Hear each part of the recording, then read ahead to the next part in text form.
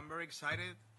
I will try to be concrete and start with the phrase my friend of Bangladesh ended.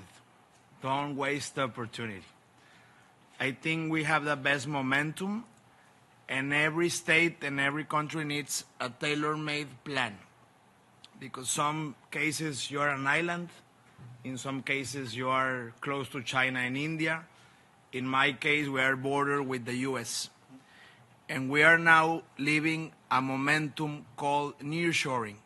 Many companies want to get in Mexico, especially to my state, Nuevo León, that it's an industrial city and has been for decades. So we were lucky. When we entered office, we took the opportunity, we changed and made a new constitution, a green constitution, and basically we established incentives and sanctions. Humans move because of incentives and sanctions. So we created a free trade zone. Any company, if you prove you're a green company and you recycle everything like water, like construction, like the factories, establishments, you pay zero tax. And this is a way of saying you are welcome to Mexico, but only if you are a green company. And maybe that's why Tesla just announced they are going to construct in our city the biggest gigafactory for electric cars, and other providers and suppliers are coming, so economic growth is expanding in our state. But at the same time, we give incentives. We should sanction very harsh to ones or who pollutes.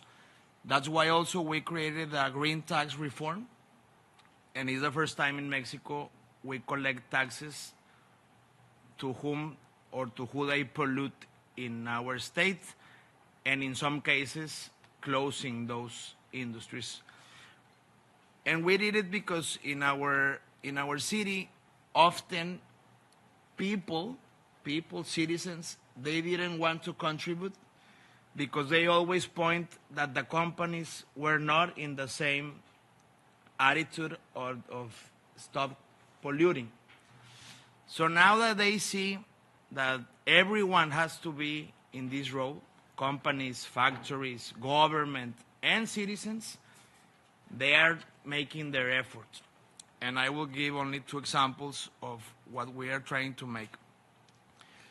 With the food factory recovery, we are saving tons of food, and with that food, we are giving the child in our schools breakfast.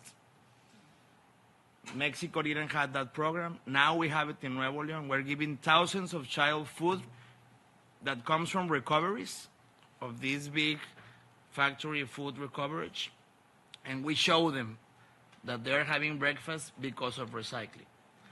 And that is commented to the mom and to the dad. And we also, on the houses, we're trying to start the recycling since the house of organic, inorganic, and volumes. But there will be always issues and problems. For example, in the companies that collect the trash, they don't want to separate the waste because they don't have the buses to separate the waste.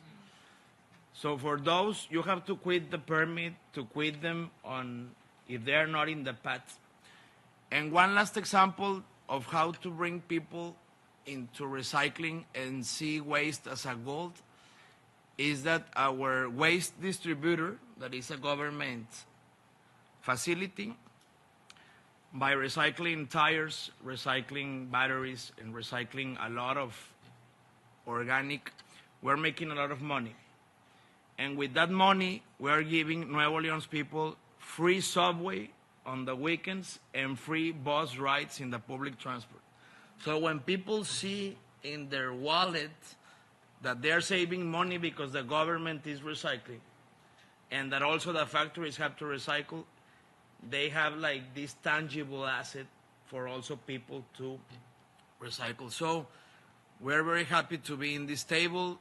We want to share with you this data, this experience, and congratulate you because of this this effort, and I will want one book for the plane back to Mexico to read it.